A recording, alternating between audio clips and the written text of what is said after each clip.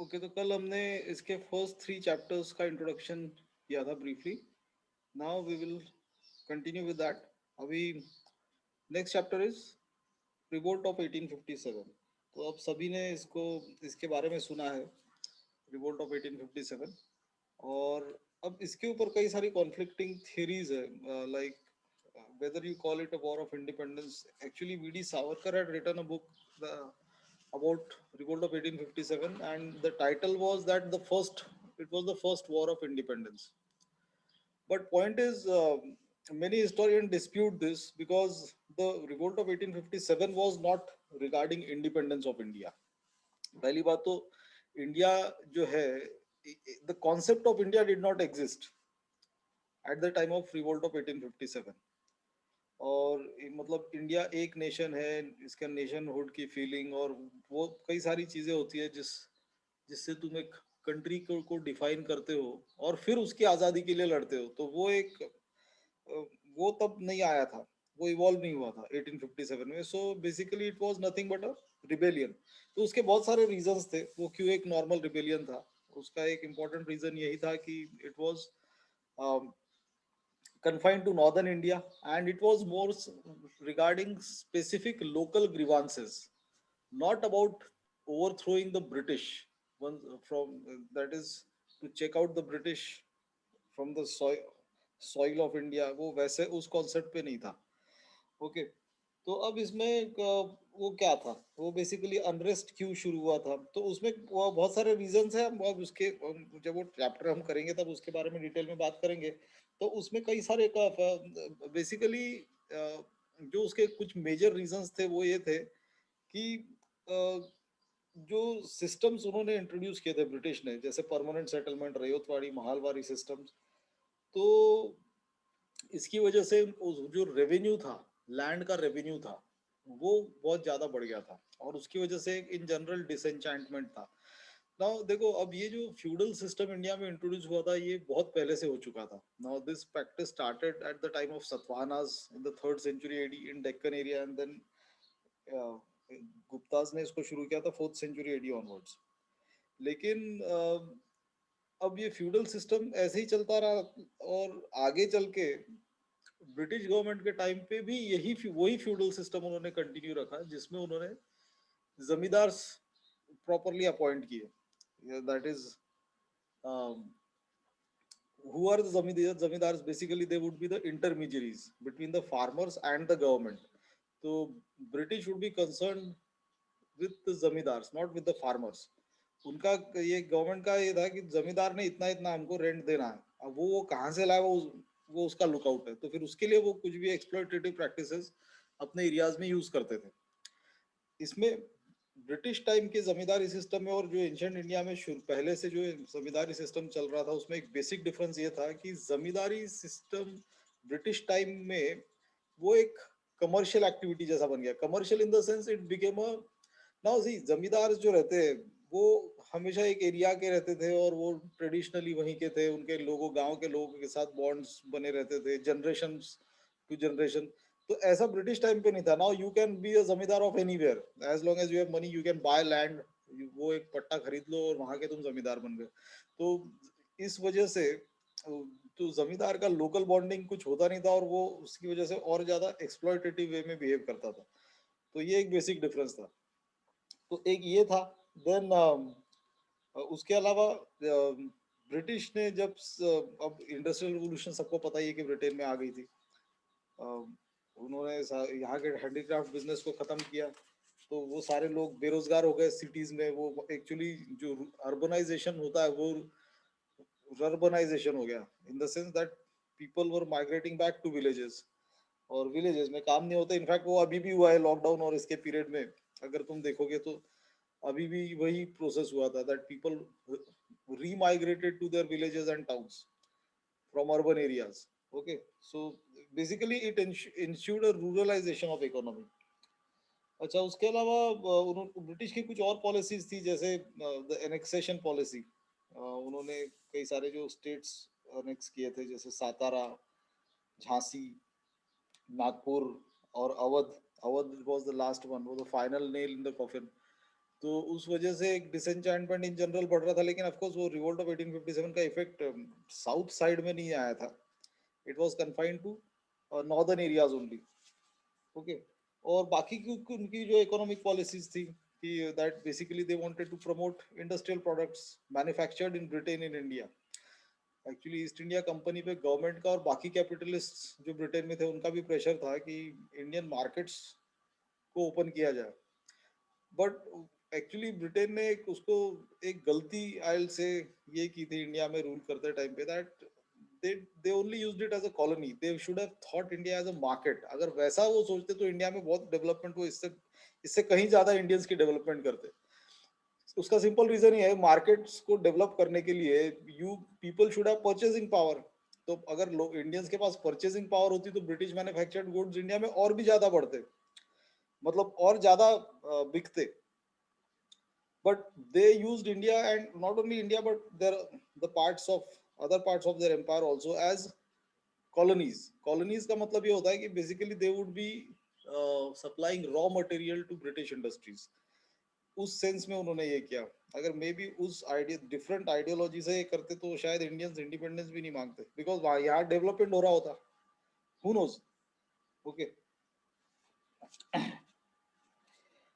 Okay. तो अब ये था. फिर उसके रिवोल्ट ऑफ 1857 के ये थे दैट व्हाट उसमें कौन कौन बाकी के लोग इन्वॉल्व थे, लाइक जैसे बहादुर शाह जफर वाज बेसिकली. इसमें एक हिंदू मुस्लिम यूनिटी का यूनिक एग्जांपल देखने को मिला था. देन इसमें झांसी की रानी was there, Tatya Tope, then Begum Hazrat Mahal of Lucknow and Kunwar Singh. ऐसे कोई कई अलग अलग एरियाज के यूपी बिहार बेल्ट के जो लोग थे. Bahadur Shah Zafar was recognised as the emperor of India by this rebels. यानी ये एक ये जो बहादुर शाह जफर है, जब तक बहादुर शाह जफर का नंबर आया था किंग बनने का, तब तक मुगल एम्पायर वैसे भी खत्म हो चुका था. It was confined to an area of maybe a radius of few kilometres. 5-10 kilometre के रेडियस में मुगल एम्पायर सिमट के रह गया था. फिर भी उसको उन्होंने, and anyways he was 80 years old at that time, तब उसको एम्परर ऑफ इंडिया इन लोगों ने प्रोक्लेम किया था. And anyways he was totally ineffective. फिर उसके कई सारे कॉजेस थे, उनको हमको करना है इस चैप्टर में कि वो फाइनली फेल क्यों हुआ. एक तो सबसे बड़ा कॉज ये था कि उनमें कोई ये जो पूरे रिबेल्स थे इनमें कोई एक डिसिप्लिन्ड फोकस नहीं था. इनके सबके अपने अपने प्रॉब्लम्स थे. बेसिकली इनका कोई जैसे इंडियन इंडिपेंडेंस स्ट्रगल जब हमने किया, फ्रीडम मूवमेंट जब की जिस the movements which Gandhi led और the movements under the Congress. तो इसमें बेसिकली क्या था, एक पूरे इंडिया की कल्पना थी और पूरे इंडिया के प्रॉब्लम्स को एक साथ तुमने एक इसमें करके उसको प्रेजेंट किया और उसके लिए लड़ाई की लोगों ने. तो उस समय वैसा नहीं था. किसी का लैंड से रिलेटेड प्रॉब्लम था, किसी का एनेक्सेशन से रिलेटेड प्रॉब्लम था, किसी का ये जो होता है सक्सेशन से रिलेटेड प्रॉब्लम था, यानी उत्तराधिकारी कौन बनेगा उसके उसका प्रॉब्लम था. किसी के मार्केट से लेके वैसे बहुत सारे अलग अलग लोगों के सबके अपने अपने प्रॉब्लम थे. उसके लिए वो ब्रिटिश से लड़ रहे, उनका कोई यूनिफाइड फ्रंट नहीं था. ये उसका सबसे बड़ा प्रॉब्लम था. बाकी कॉजेस तो ऑफ कोर्स हम करेंगे ही. और एंड सबसे बड़ा एडवांटेज ब्रिटिश को उसमें ये था कि that the use of technology, because telegraph had already been introduced in India, or through that communication would be very fast and they could mobilize their troops from one place to another in a very short span of time. तो उन्होंने फटाफट अपने troops को पूरे India में जहाँ जहाँ उनके वो डिप्लॉयड थे उन्होंने ये किए और ये हरा दिया, इनको हरा दिया. तो धीरे धीरे करके, लेकिन एक टाइम ये था that this rebels did have an upper as on British. और many historians say that it was only matter of 1 or 2 days. अगर वो ब्रिटिश ट्रूप्स वहां पे नहीं पहुंचते, और वो क्यों पहुंचे, it is just because of technology, that telegraph system. तो वो 2 दिन की बात थी, 1 या 2 दिन की. अगर वो वहां पे उस समय नहीं पहुंचते तो in fact many British officers had said this, that we would have to wind up our bags and go back to England had the troops not been there on that the day when they did. तो ये भी एक था. But point is कि अगर उस समय British वहां से इंडिया से चले जाते तो आज जो इंडिया आज है वो शायद होता भी नहीं, क्योंकि ये तो यूनिफाइड इंडिया ब्रिटेन ने हमारे हाथ में सौंप के गया, ऑफ कोर्स पार्टीशन के साथ। लेकिन 1857 में अगर ब्रिटिश यहाँ से चले जाते, तुम खुद सोचो कि आज जो इंडिया है वो शायद एग्जिस्ट ही नहीं करता। Okay, so this was about revolt of 1857. Then next chapter is chapter 5 is about changes after 1857. तो अब चेंजेस जो थे ना, revolt of 1857 was a big eye opener for the British. Eye opener इस सेंस में कि अगर ऐसा रिवोल्ट फिर से हो गया तो फिर हम क्या करेंगे, क्योंकि अगली बार ऑफ कोर्स जो होगा वो इससे बड़े मैग्नीट्यूड का होगा। तो उसके लिए उन्होंने फिर सारी अरेंजमेंट्स पहले से ही करनी शुरू कर दी। एंड जो एक चीज उन्होंने उसमें विटनेस की थी वो that was the Hindu Muslim unity. वो they wanted to break this unity at any cost. तो इनिशियली उन्होंने कैसे किया, मुस्लिम्स को पूरा इग्नोर कर दिया। मुस्लिम्स एक्चुअली ब्रिटिश सर्कल्स में ये फीलिंग थी कि the revolt the mutiny took place because of the Muslims. तो उन्होंने मुस्लिम्स को साइडलाइन करना और इग्नोर करना शुरू कर दिया ताकि वो दूर रहे ब्रिटिश से भी और हिंदूज से भी। और वैसे भी जो उन्होंने मॉडर्न इंस्टीट्यूशंस इंडिया में इंट्रोड्यूस की थी, specially in the field of education, जैसे मॉडर्न यूनिवर्सिटीज, कॉलेजेस, और इसका बेनिफिट जनरली हिंदूज को मिला। तो अब हिंदूज में भी the upper caste Hindus of course, तो Muslims could not get benefited by this modern education. And as a matter of fact majority of the Muslims are not part of modern education even today. और यही एक उनकी poverty और backwardness का भी reason है। और ऑफ कोर्स उनका पॉलिटिकल निग्लेक्ट होता है, वो एक अलग, उनके votes, there votes go unrepresented, वो एक अलग रीजन है। बट नेवरदलेस उन्होंने अपनी जो डिवाइड एंड रूल की पॉलिसी का जो कंसीव करना शुरू किया था वो एक्चुअली रिवोल्ट ऑफ 1857 के बाद ही उन्होंने किया। और उन्होंने फिर बाद में उसमें मेजर चेंजेस किए अपने पूरे सिस्टम में। तो उन्होंने सबसे पहले अपनी आर्मी को रीऑर्गेनाइज किया। तो एक तो सबसे मेजर चेंज क्या था कि soon just 1 year after revolt of 1857 उन्होंने 1858 में ही government of India act pass किया ब्रिटिश पार्लियामेंट में, जिसमें क्या किया, जिसमें now the entire Indian administration went directly under the crown. तब ईस्ट इंडिया कंपनी का पूरा रोल इंडिया से खत्म कर दिया। तो अब henceforth all the affairs of India would be managed by the British government. तो उससे रिलेटेड जो भी लॉज पास होंगे वो ब्रिटिश पार्लियामेंट में पास होंगे, और उसका एडमिनिस्ट्रेशन जो भी होगा वो वहां पर जो भी पावर में है पार्टी, यानी जो जो गवर्नमेंट में, वो करेंगे।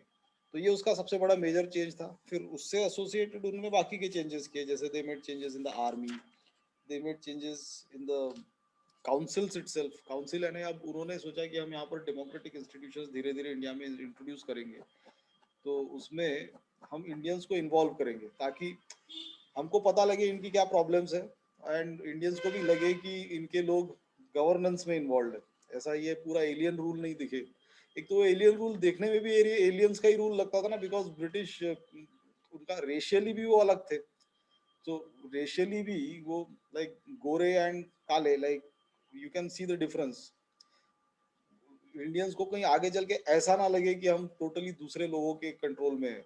तो इसलिए उन्होंने इंडियंस को भी इन्वॉल्व करना शुरू किया। उसके लिए उन्होंने various councils, Indian councils act पास करने शुरू किए, जिसमें उन्होंने लेजिस्लेचर्स को एक्सपैंड किया और इंडियंस को इंट्रोड्यूस किया। ऑफ कोर्स वो सारा एक ढकोसला ही था, इन द सेंस दैट जो लोग उसमें लिए गए वो कोई इंडियन के रिप्रेजेंटेटिव तो थे नहीं, वो बड़े बड़े जमींदार और मर्चेंट्स, डायमंड मर्चेंट्स और प्रिंसली स्टेट्स के लोग थे। तो वो कोई कॉमन मैन का रिप्रेजेंटेटिव तो काउंसिल्स में था नहीं। बट फिर भी उन्होंने ये किया। फिर उन्होंने जैसे एक एजुकेशन सिस्टम ऐसा इंट्रोड्यूस किया, अब इसको इंडोक्ट्रिनेशन का पार्ट बोलते हैं। उन्होंने एजुकेशन सिस्टम इंडिया में इंट्रोड्यूस किया। ऑफ कोर्स वो एक उनकी आइडियोलॉजी का पार्ट था, वो अलग है, that it is a white man's burden to civilise the world. अब एक्चुअली ये भी कहना, ये भी एक उल्टी गंगा बहने जैसी बात है, because India did have civilisations. India India में सिविलाइजेशंस उस जमाने में भी थी जब यूरोप में लोगों को कपड़े पहनना तक मालूम नहीं था। 2-2,500 साल पहले 2500 बीसी में यहाँ पे हड़प्पन सिविलाइजेशन थी। तब ब्रिटेन में तो लोग, ये भी ब्रिटेन और यूरोप के लोग तब तो एक ट्राइबल और यानी स्टोन एज का एग्जिस्टेंस जी रहे थे। सो अब वो ये उन्होंने बीड़ा उठाया इंडिया को सिविलाइज, इंडिया जैसे वर्ल्ड को सिविलाइज करने का। ये अपने आप में ही एक बहुत बड़ा एक हास्यास्पद सी बात है, बट फिर भी in terms of modern systems वो आगे तो चले ही गए थे ऑफ कोर्स, क्योंकि वो वहाँ पे इंडस्ट्रियल रेवोल्यूशन आ गई थी, वहाँ का सभी कुछ चेंज हो गया था। तो मॉडर्न सेंस में इंडिया डिड रिक्वायर सिविलाइजिंग, तो उसमें डेमोक्रेसी इंट्रोड्यूस करने से लेके साइंटिफिक एजुकेशन और science and technology and newer forms of technology, ये सारी चीज़ें आ गई। तो उन्होंने फिर अब अपनी बेसिकली डिवाइड एंड रूल की पॉलिसी अपनानी शुरू की। और फिर उन्होंने प्रेस से रिलेटेड कई सारे एक्ट्स पास किए कि वो प्रेस ये नहीं होनी चाहिए, यानी एंटी ब्रिटिश फीलिंग्स को ये नहीं करना चाहिए उन्होंने। तो कई सारे प्रेस से रिलेटेड एक्ट से सेडिशन के चार्जेस लग जाते थे, जैसे अभी लगते हैं। जैसे अभी गवर्नमेंट के खिलाफ कोई भी बोले तो वो सीधा देशद्रोही बन जाता। तो वो, लेकिन ये अभी वो गलत इसलिए है क्योंकि ये डेमोक्रेसी है, उस समय डेमोक्रेसी थोड़ी ना थी। वो ब्रिटिश जो कर रहे थे वो अपने हिसाब से वो ठीक है, बिकॉज वो तो एलियन रूल था। Okay, then they also wanted some Indians in civil services. अब एक तो why they wanted Indians, actually उनको पहली बात तो ये मालूम था कि not many Indians would qualify that, क्योंकि वो वैसे भी वो सिविल सर्विस भी ब्रिटिश के लिए एक कॉमन ब्रिटिशर के लिए इम्पॉसिबल थी। वो वहां पर उस जमाने में भी सिविल सर्विसेज में सब एरिस्टोक्रेटिक फैमिलीज के ही लोग आते थे। और और फिर उनको एक इंडियन रिप्रेजेंटेशन उस बहाने देने दिखाने के लिए तो भी था that we are giving good post, high ranking positions to Indians also. और फिर उनको जो बाकी के सारे, इतना बड़ा कंट्री को अगर मैनेज करना है तो इसमें ढेर सारे डिपार्टमेंट्स होंगे। तुम देखो ना, आज की डेट में गवर्नमेंट के कितने सारे डिपार्टमेंट्स होते हैं, सेंट्रल गवर्नमेंट के और स्टेट गवर्नमेंट के। तो वही वही सेम डिपार्टमेंट्स पहले भी थे। अब उस समय सिर्फ कुछ नहीं होंगे, अब जैसे उस समय एविएशन मिनिस्ट्री नहीं होगी, एरोप्लेन से रिलेटेड डिपार्टमेंट नहीं होगा, या कुछ मॉडर्न और जो कंप्यूटर से रिलेटेड नहीं होगा, लेकिन जो बेसिक वो रहते वो तो उस समय भी थे। उसका स्केल उस समय थोड़ा छोटा होगा, अब पॉपुलेशन बड़ी है तो अभी ज्यादा है, तो स्केल तो उसका रहना उतना ही था, सेम था। तो उसके लिए अब तुम सोचो कितने सारे एम्प्लॉयज है गवर्नमेंट में, स्टेट गवर्नमेंट्स में और इसमें। तो ये सारे एम्प्लॉयज वो ब्रिटेन से तो ला नहीं सकते थे, तो इसके लिए उनको इंडियंस को एजुकेट करना था, और ये सारी जो पेटी जॉब्स थी इसके लिए उनको इंडियंस को बनाना था। तो सिविल सर्विसेज तो टॉप के लिए टॉप पे थी, लेकिन उन्होंने इन सब के लिए इंडियंस को रिक्रूट करना शुरू किया, एजुकेट करना शुरू किया। लेकिन एक चीज उन्होंने ये रखी कि आर्मी के जो टॉप पोजीशंस रहेंगी वो हमेशा ब्रिटिश के पास रहेंगे, ऑफिसर्स रैंक की जो पोजीशंस रहेंगी। So this they insured, so that अब वैसे भी कैसा रहता है कि किसी भी तुम्हारे पावर की जो बेसिक डेफिनेशन है वो क्या होती है, that you should have an ability to assert your physical power. And physical power जो रहेगी वो रॉ पावर तुम्हारी आर्म फोर्सेस के ही थ्रू तुम्हारे पास रहेगी। तो आर्म फोर्सेस की जितनी की पोजीशंस रहेंगी वो हमेशा ब्रिटिश कंट्रोल में रहे, this they ensured. But later on they did start recruiting Indians to commission ranks, लेकिन वो काफी बाद में, वो 20th सेंचुरी में, नॉट आफ्टर 1857। ओके, फिर उन्होंने जैसे और कई सारी चीजें उन्होंने शुरू की, जैसे उन्होंने सेंसस यानी जनगणना का ये किया। उनको एक्चुअली पता लगाना जरूरी था कि इंडिया में पॉपुलेशन का क्या कंपोजिशन है, ताकि उनका रूल स्ट्रीमलाइंड रहे। उनको पता करना था यहाँ मुस्लिम्स कितने हैं, यहाँ हिंदूज कितने हैं, यहाँ कास्ट बेस्ड डिविजन्स कितने हैं। ओके, सो ये अब सेंसस ऑफ कोर्स, सेंसस जो फर्स्ट डेकेनियल सेंसस इंडिया में शुरू हुआ था वो 1881 में, 1881 में फर्स्ट डेकेनियल सेंसस हुआ था। लेकिन ऑफिशियली 1891 से इंडिया में सेंसस हो रहा है, हर 10 साल में होता है, और वो अभी भी हो रहा है, अभी 2021 में भी होगा। अभी उसका काम पिछले साल ही चालू हो जाना चाहिए था, लेकिन कोविड की वजह से वो डिले हो गया। तो मे बी अभी इस बार वो 2 साल लग, 22 तक शायद उसका रिपोर्ट आएगा जनगणना का। लेकिन ये सिस्टम उन्होंने पहले ही शुरू कर दिया था, उसका सिंपल रीजन ये था कि they wanted to know the composition of population, so that they should rule in a proper way, of course not for the benefit of Indians but for their own benefit. फिर उन्होंने administration में, civil service में को और strengthen किया। और ये indoctrination का प्रोसेस उन्होंने शुरू किया। इंडोक्ट्रिनेशन का मीनिंग ये होता है कि उनको इंडियंस को कन्विंस करना बहुत जरूरी था कि ब्रिटिश रूल ही उनके लिए एक ऑल्टरनेटिव है।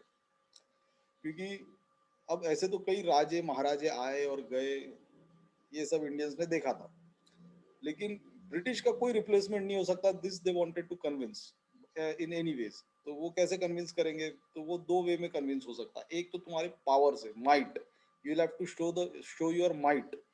माइट इज राइट, ठीक है, जंगल का कानून जो होता है, माइट इज राइट, यानी वाई लायन और tiger is superior because he is mighty, he is ferocious.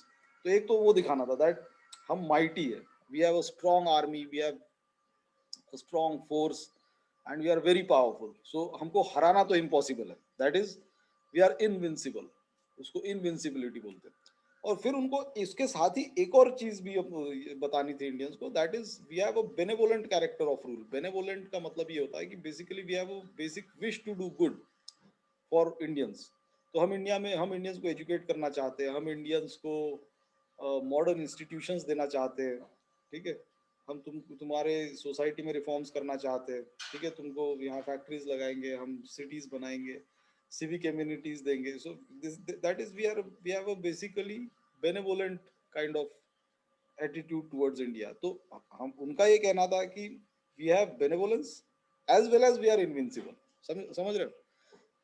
तो हमारा बेसिकली इंटेंशन इंडियंस का भला करना है, लेकिन अगर तुमको वो नहीं पसंद आता तब भी तुम्हारे पास कोई चॉइस नहीं है, because you can defeat us. So basically this is called the ideological indoctrination.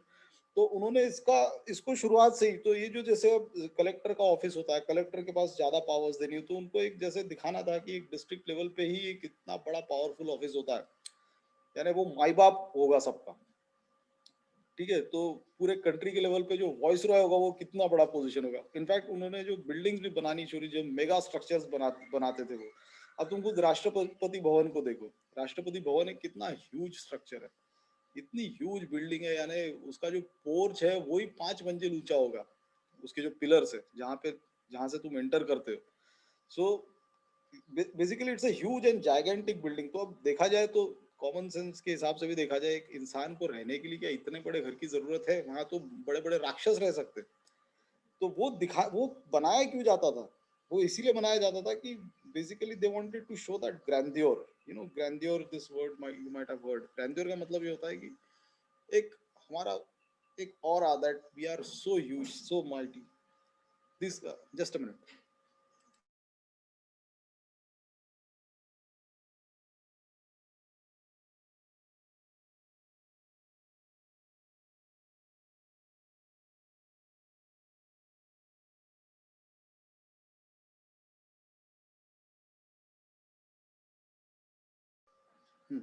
So it was basically an ideological indoctrination that British wanted to do, and this they started after 1857. And और बात ये थी कि they were successful also in that. And Indians, अगर तुम वैसे देखा जाए, they are very gullible to these kind of emotional and you know, this kind of indoctrinations. They accept things very readily. So no wonder यहाँ पे तुमको कोई religion के नाम पे वो मोबिलाइज करता है तो तुम वोट दे देते हो, कास्ट के नाम पे करते तो यहाँ पे इंडियंस वोट करते हैं, जबकि वो सोचते नहीं है कि रियल इशू वो नहीं है। यहाँ राम मंदिर के नाम पे वोट मांगे जाते हो, समझ रहे हो? वो इशू वो रियल नहीं है, फिर भी वो लोग उसके नाम पे वोट देते हैं। बुनियादी जरूरतें दूसरी होती है। तो Indians are susceptible to that, and this British realised at a very early stage. And उन्होंने उसी हिसाब से अपने रूल को मोल्ड करना, because the point is handful of British, ये तो एक फैक्ट है कि handful of Britishers can not rule mega entity like India. और उस समय ये इंडिया जो था वो सिर्फ अपना इंडिया नहीं था, वो पाकिस्तान, प्रेजेंट डे पाकिस्तान और बांग्लादेश भी उसमें इंक्लूडेड था।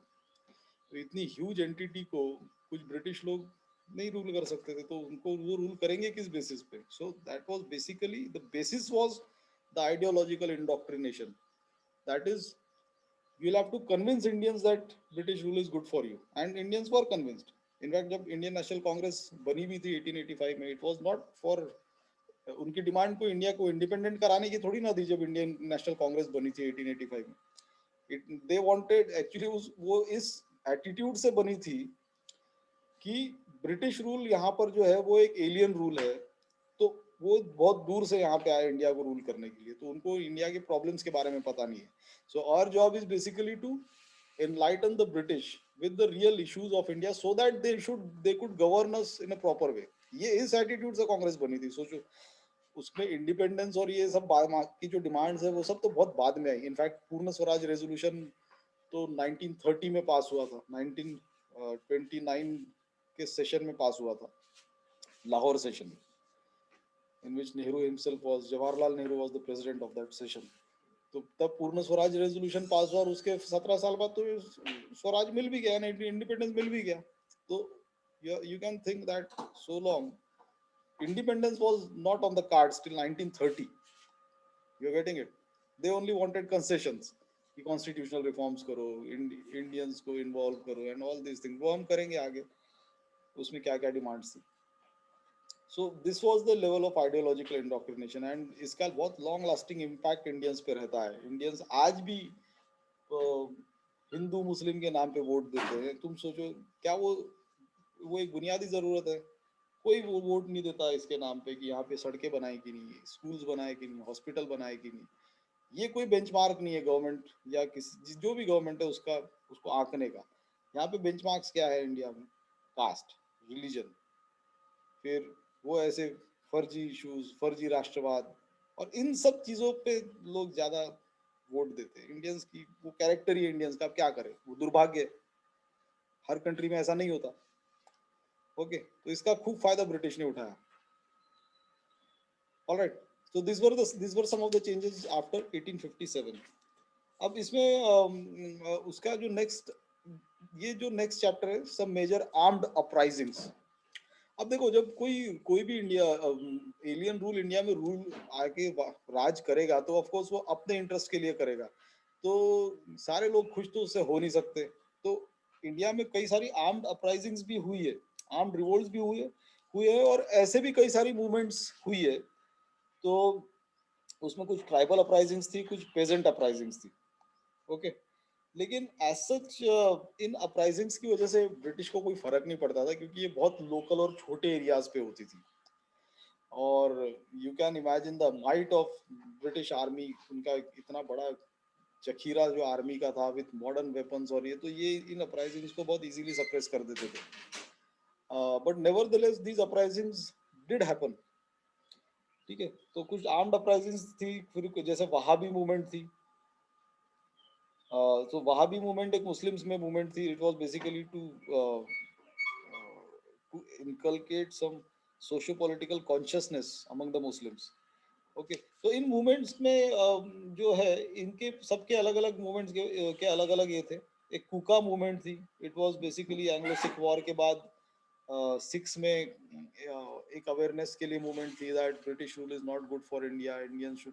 सो सम हर मूवमेंट की कुछ अपने अपने कैरेक्टर्स थी। अब संथाल रिबेलियन भी था, जो it was basically tribal movement. Santhal is a tribe in Bengal area. तो अब ये जो संथाल रिबेलियन था, ये again this was not directly directed towards the British. It was basically for grievances regarding the zamindari system, कि वहां पे जमींदार उनको बहुत ज्यादा एक्सप्लॉइट करते थे। वो जमींदार के अगेंस्ट मूवमेंट थी, लेकिन अब वो जमींदार के अगेंस्ट थी तो अपने आप ही ब्रिटिश के अगेंस्ट भी हो गई, because zamindar were British agents. So these movements also happened. और फिर एक रामोसी, ये वासुदेव बलवंत फड़के करके एक महाराष्ट्र में एक थे, उन्होंने एक रामोसी मूवमेंट शुरू की थी यहाँ। So it was again armed kind of rebellion. लेकिन ये जितनी भी आर्म्ड रिबेलियन और टेररिस्ट एक्टिविटीज और ये सारी जो इंडिया में इंडियन रेवोल्यूशनरीज ने भी की थी 20th सेंचुरी में भी, जैसे भगत सिंह लेड चंद्रशेखर आजाद वाला ग्रुप था, इधर जो युगांतर ग्रुप्स थे बंगाल में। ठीक है, और जितने भी ये हुए, इनका ऑल इंडिया लेवल पे कोई सिग्निफिकेंस था नहीं। उसका सिंपल रीजन ये था कि they were no match, they were no match to the might of the British rule. और सिंपली स्पीकिंग, ये ये लोग जो थे, they were basically disenchanted youths from the they were disenchanted from the movements undertaken by the Congress. Congress की जो movements की वो थी, it was basically non violence और उस पे बेस्ड, जैसे गांधीयन मूवमेंट्स थी। तो they were not interested in these kind of movements, but they did give Gandhi a chance कि देखते इससे क्या होता है। तो अब ये जो मूवमेंट्स रहती है, इस टाइप की मूवमेंट्स, ये तुमको लॉन्ग टर्म में रिजल्ट्स देती है। आर्म्ड रिबेलियंस का रिजल्ट जल्दी आता है, लेकिन उसके लिए पूरे इंडिया को जागरूक करना वो भी तो इम्पॉसिबल था। सो इनका सिग्निफिकेंस कुछ ज्यादा नहीं था फ्रीडम स्ट्रगल में। इनफैक्ट भगत सिंह और इन सब ने ये इस बात को रियलाइज भी किया था, और they actually wanted to inculcate that consciousness among Indians. And Bhagat Singh was basically too much influenced by Marxism, and he wanted to establish an egalitarian society in India. और उसके लिए he would have worked had he had been alive. तो but he was executed at a very young age. And anyways, जो crimes उन पे charges थे वो सारे तो दफा 302 वाले ही थे, बॉम्ब फोड़ना, मर्डर के चार्ज, ब्रिटिश ऑफिसर्स के मर्डर्स। तो ये सारे इसकी वजह से एक्चुअली इनका ये जिस टाइप का ये लाना चाहते थे चेंज, ये कभी ला नहीं पाए। और फिर रेवोल्यूशनरी मूवमेंट्स जो इंडिया सॉरी ये जो आर्म्ड अपराइजिंग्स हुई इंडिया में, इसका भी कोई मेजर सिग्निफिकेंस नहीं था, बिकॉज ये बहुत लोकलाइज लेवल पे और छोटे लेवल पे थे। ठीक है। देन एक और इसमें चैप्टर है जैसे that is about social and cultural awakening in the 19th century, in 19th century India. अब सोशल और कल्चरल अवेकनिंग की ये जो बात है, ये कई सारे इंडिया के सोशल रिफॉर्मर्स ने एक चीज नोटिस की थी इंडिया में, कि इंडियन सोसाइटी तो बहुत ही पीछे रह गई है in terms of everything. Science technology और वो मॉडर्न एजुकेशन में तो है ही पीछे, लेकिन सोशली अपने कस्टम्स और ये कितने ज्यादा रूढ़िवादी है और बैकवर्ड है, सुपरस्टिशियस है। The entire society was in the grip of all this, caste system है, अनटचेबिलिटी। तो 19th century onward, 19th century में ही कई सारे लोगों ने इसके ऊपर काम करने का ये किया। Now that had nothing to do with the British. उनको बेसिकली उनका एक कहना था कि इंडियन सोसाइटी को पहले रिफॉर्म करेंगे तभी तो उनमें अवेकनिंग आएगा जो आगे चल के नेशनल मूवमेंट में कन्वर्ट हो सकता है। यहाँ की इतनी बैकवर्ड और ऐसी सोसाइटी है, इस पे तो ब्रिटिश जन्म जन्मांतर तक राज कर सकती है। इतने बेवकूफ लोग हैं और ऐसे रूढ़िवादी परंपराओं में रहते हैं, औरतों का स्टेटस कितना नीचे है, और अस्पृश्यता को मानते हैं। अस्पृश्यता मतलब अनटचेबिलिटी। और entire society is divided not only into caste but also many sub castes। यानी इंडियन सोसाइटी में डिविजन्स की तो कोई हद ही नहीं है। जो वर्ण व्यवस्था के हिसाब से तो चार कास्ट, चार वर्णों में अगर सोसाइटी डिवाइडेड होती, फिर भी हर वर्ण का एक बहुत बड़ा चंक होता अगर वो यूनाइटेड हो तो वो वही एक वो नहीं था, वो हर वर्ण में भी कई सारी सब कास्ट होती है। तो ये जो प्रॉब्लम था, इसको एड्रेस करने के लिए कई लोगों ने उसका बीड़ा उठाया। अब उन लोगों ने कई सारे, all of them basically advocated many modern things, और उसमें इनफैक्ट कई रिफॉर्मर्स ने तो ये आइडल वर्शिप तक को क्रिटिसाइज किया। ठीक है। आइडल वर्शिप करने, मूर्ति पूजा, क्योंकि मूर्ति पूजा से what was the question, what is your question?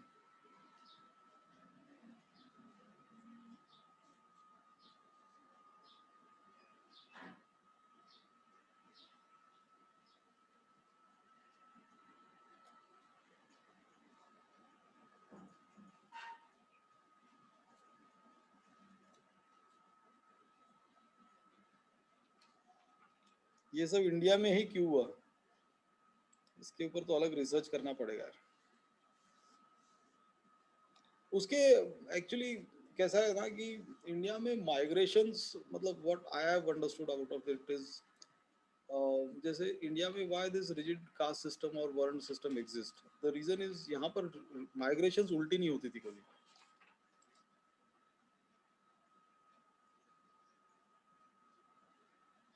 नहीं, वो तो डाइवर्सिटी तो है इंडिया में, वो एक वो नहीं, उसकी कोई बात नहीं है।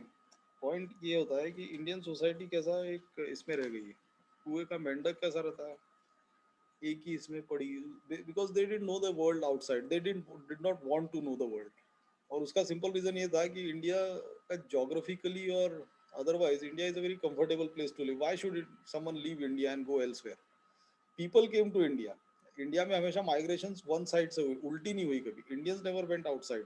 व्हाई? बिकॉज आउटसाइड जाके क्या करेंगे? ये तो एक वैसे भी एक बेसिक ह्यूमन टेंडेंसी है that you seek for comfort. तुम धूप में घूम रहे हो तो कहाँ जाओगे, छाव में ही जाओगे ना। वाई? बिकॉज छाव कंफर्टेबल है। अगर तुमको घर में गर्मी लग रही है तो तुम फैन लगाओगे, और उससे भी ज्यादा कंफर्ट चाहिए तो कूलर लगाओगे, उससे भी ज्यादा तो एसी लगाओगे। बेसिकली ह्यूमन, तुम्हारे if you can do it you will do it, you will search for comfort. तो India was basically a comfortable place to live, and all people came to India, no one went out of India. लेकिन उस चक्कर में हुआ क्या कि India में जो जो कुछ पक रहा था या जो भी चल रहा था वो इंडिया में वैसा का वैसा ही चलता रहा। इसमें कोई चेंजेस ही नहीं आए, नए नए आइडियाज भले ही आए एक्चुअली। और दूसरी, इंडियन कल्चर और इंडियन सोसाइटी का एक आत्मसात करने की इसमें पावर डेवलप हुई। तो इंडिया में जो बाहर से आए वो इंडिया को मेजर चेंज नहीं कर पाए, लेकिन वो इंडियन इसमें मोल्ड हो गए।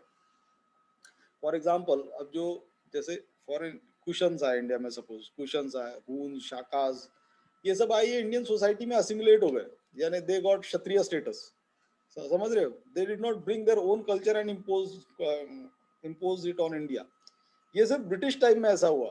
सिर्फ ये जो ब्रिटिश का इंडिया इंडिया से कांटेक्ट और बाकियों का इंडिया से कांटेक्ट में एक बहुत फंडामेंटल डिफरेंस ये था कि पहले के जितने भी कॉन्ट्रैक्ट्स हुए वो सिमिलर टाइप के लोगों में हुए। यानी इंडियन इंडिया में भी ऑलरेडी राजे महाराज सिविलाइजेशन थी, आर्ट कल्चर लिटरेचर सब था, और वो एक अपना लेके आए, but it was not a modernising influence. लेकिन ब्रिटिश का जो इंडिया पे इम्पैक्ट आया वो एक modernising, for the first time a backward community came into contact with extremely modern community.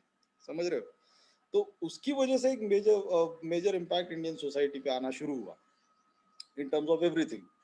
फिर वो पहनावा ही क्यों ना हो, आज की डेट में इंडियन ड्रेस कौन पहनता है? तुम धोती और कुर्ता पहनते हो क्या? नहीं पहनते ना, तुम शर्ट पैंट ही पहनते हो, टी शर्ट्स पहनते हो। ये इंडियन ड्रेस थोड़ी ना। तो पहनावे से लेके तो कुजीन्स से लेके so everything, you know, now हमेशा जो कल्चरल एक्सचेंज होता है वो होता था पहले, वो गिव एंड टेक होता था, वो हमसे कुछ ले रहे हम उनको कुछ दे रहे हैं ऐसा। लेकिन ब्रिटिश इम्पैक्ट ही एक ऐसा था कि उन्होंने ही बहुत कुछ दिया, उन्होंने लिया हमसे कुछ नहीं, उनको लेने की क्या जरूरत है? वो क्या लेंगे इंडिया से, क्या लेके गए? तुम ब्रिटेन में जाओ, वहां पे ब्रिटिश सोसाइटी में कोई इंडियन इन्फ्लुएंस तुमको दिखता है? कुछ भी नहीं। लेकिन तुम इंडिया में आओ तो तुमको बहुत सारा ब्रिटिश इन्फ्लुएंस दिखता है ना। सो ये एक सिर्फ ब्रिटिश के टाइम पे एक मेजर डिफरेंस हुआ, एंड इंडियंस में जो सोसाइटी में एक स्टैग्नेशन आ गया उसकी वजह से, because Indians never went outside. और वैसे भी फिर some taboos were also associated with that if you do a sea voyage you will lose your caste and all this kind of things. तो खैर वो भी इतना बड़ा रीजन नहीं है, वो हो सकता है एक रीजन, लेकिन main reason is this that India में सब कुछ था, सर्व संपन्न था, सर्वगुण संपन्न जिसको बोलते हैं वैसा था। और उस वजह से यहाँ से किसी को जाने की जरूरत नहीं थी, यहाँ हर कोई आता था। It is just like America today. America से किसी को कहीं जाने की क्या जरूरत है? कौन अमेरिकन दूसरे कंट्री में जाने की, सेटल होने की सोचता है? कोई नहीं सोचता। लेकिन अमेरिका में सेटल होने की पूरी दुनिया सोचती है। So it is just like that, India was like America since ages. Only पिछले 200-300 साल से वो खराब हो गया status. Okay, so we will